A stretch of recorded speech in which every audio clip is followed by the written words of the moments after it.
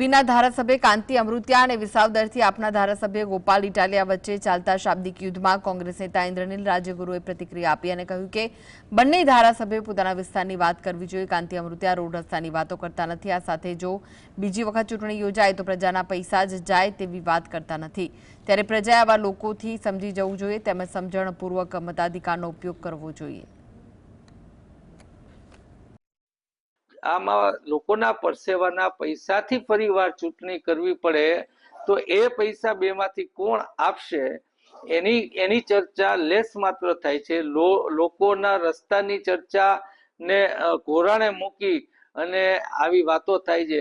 તમે મોદીજીના પ્રભાવમાં આવી કે કેજરીવાલજીની વાતોમાં આવી અને જે કરતા હો એનાથી આવા પ્રતિનિધિઓ મળતા હોય છે અને ત્યારે સલાહ આમાં ન હોય કેમ કે તેજીને ટકોર હોય અને ગધેડાને પાટું મારવાનો કોઈ અર્થ ન રહે, પગ બગડે। માટે સલાહ દેવાનો કોઈ પ્રશ્ન નથી, લોકોએ સમજવાની વાત છે।